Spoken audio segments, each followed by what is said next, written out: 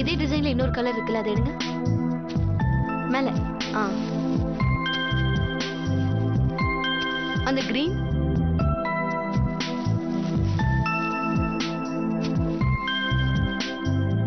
அதுவும் அந்த ப்ளூ,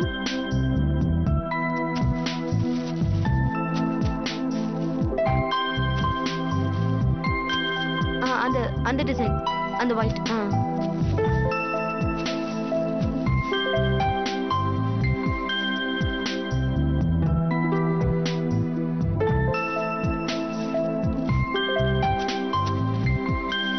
அந்த ஒயிட் எடுங்க. இது நல்லா இருக்கு. இது நல்லா இருக்குல்ல உதய்? நல்லதா இருக்கு. பட் இதை விட கொஞ்சம் பெட்டரா பார்க்கலாமே. பார்க்கலாம். அந்த பிங்க் எடுங்க. அதுவா?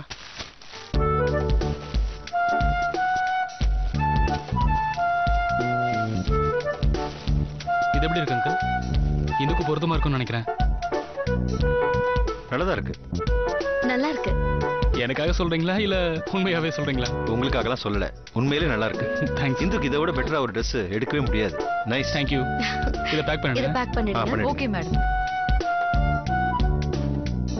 பில் எவ்வளவு? உதய் உதய் இருங்க இருங்க, நான் பே பண்றேன். இல்ல அங்கிள், நான் பே பண்றேன். பரவாயில்ல. பாரு தாமரை, என்னங்க நீங்க, நான் பே பண்றேன். எவ்வளவுமா? 750 ரூபா.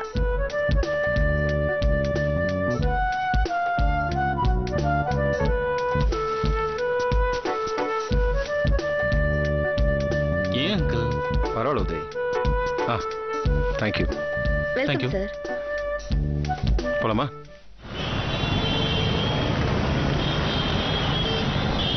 வா. இந்தாங்க உதய், இதை இந்து கிட்ட கொடுத்துருங்க. ஒவ்வொரு வருஷம் பர்த்டே அப்பவும் எங்க இந்து எங்க கூட தான் இருப்பா. ஆனா அவளோட இந்த வருஷம் பர்த்டேல எங்களால அவளை பார்க்க கூட முடியல. எதுக்கு வருத்தப்படுறீங்க ஆண்டி? வேணும்னா நீங்க 2 பேரும் இப்பவே என் வீட்டுக்கு வாங்க. உங்க பொண்ணோட பர்த்டேவை கிராண்டா செலிப்ரேட் பண்ணிட்டு கையோட வீட்டுக்கு கூட்டிட்டு போயிடுங்க. வேணாம் உதய், அவ எங்க இருக்காளோ அங்கேயே நிம்மதியா இருக்கட்டும். அவளுக்கு எப்ப வீட்டுக்கு வரணும்னு தோணுதோ அப்ப வரட்டும். சரியா தாமரை? ஆமாங்க, நாம அன்பால கூட இந்துவை வேதனைப்படுத்த கூடாது. அவ சந்தோஷம் தான் நமக்கு எப்பவுமே முக்கியம்.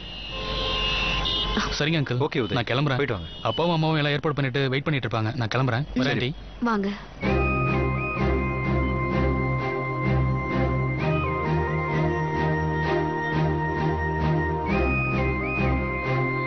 போலாமா?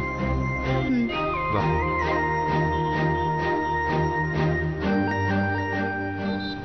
ஒரு 1 ஹவர்ல நான் கடைக்கு வந்துடுவேன் சார். அங்கதான் இருப்பேன். நீங்க நேர்ல வந்தீங்கன்னா எல்லாமே பேசிக்கலாம். Hello sir. நான் கூப்பிடுறேன். எப்படி இருக்கீங்க? நல்லா இருக்கேன். நீங்க எப்படி இருக்கீங்க? நல்லா இருக்கும் சார். எங்க எவ்வளவு தூரம்?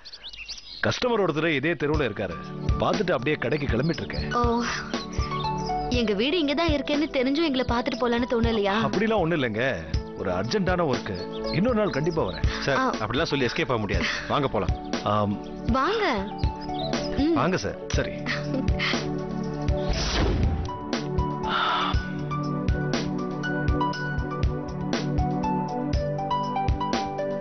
ரொம்ப நாள் கழிச்சு வீட்டுக்கு வந்திருக்கீங்க.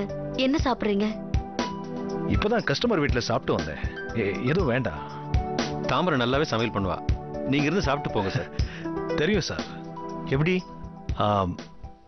நம்ம வெங்கடேசன் குருக்கள் சொன்னாரு, அம்மன் கோயிலுக்கு பிரசாதம் செஞ்சு கொண்டு வந்தாங்களா? நீங்க டேஸ்ட் பண்ணல?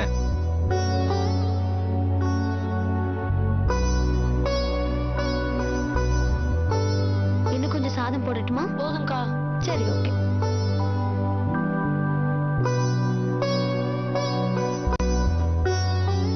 என்ன கணேஷ் அது யோசிக்கிறீங்க? இருந்து சாப்பிட்டு போலாமே. கண்டிப்பா சார். இவங்க கையால சாப்பிடணும்னு ஆசைதான். ஆனா இன்னொரு நாளைக்கு வரேன். இன்னொரு நாள்னு சொல்றீங்களே தவிர இருந்து சாப்பிட்டுட்டு போறேன்னு சொல்ல மாட்டேங்கிறீங்களே. அது என்னமோ தெரியலங்க.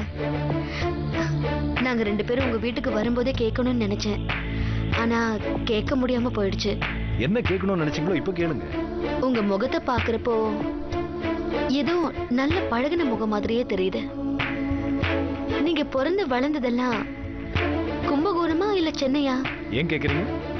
தப்பா நினைச்சுக்காதீங்க. எங்க பெரியப்பா பையன் கதிர் சிரிச்சாலும் உங்களை மாதிரியே தான் இருக்கும். எங்க கதிரை பார்த்த மாதிரியே இருக்கு. அதான் கேட்டேன். உன் தம்பிக்கு தான் உன் அடையாளமே தெரியலையே. அவன் உண்மையான கதிரே இல்லைங்கிற. பெரியப்பாவோட ப்ராப்பர்ட்டியை ஏமாத்த யாரோ அவனை அனுப்பி வச்சிருக்காங்கன்னு தான் எனக்கு தோணுது. அன்புமணி தான் பாலாஜியை கதிர்னு சொல்லி வீட்டுக்கு கூட்டு வந்திருக்காரு. அவர் எதுக்காக இப்படி செஞ்சாருங்கிறது எனக்கு தெரியும். என்ன சொல்றீங்க கணேஷ் சார்? எதுக்காக அன்புமணி அப்படி ஒரு பொய்யை சொன்னாரு? அதுக்கு என்ன அவசியம்?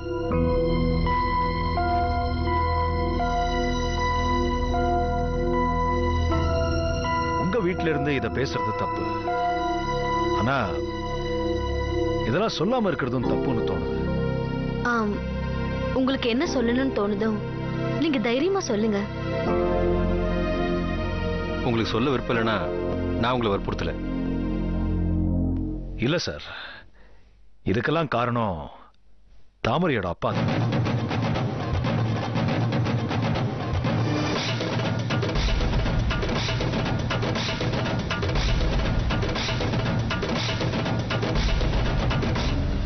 வெள்ளை தாமரை sponsored by Cadbury Oreo, Pillsbury Chakki fresh.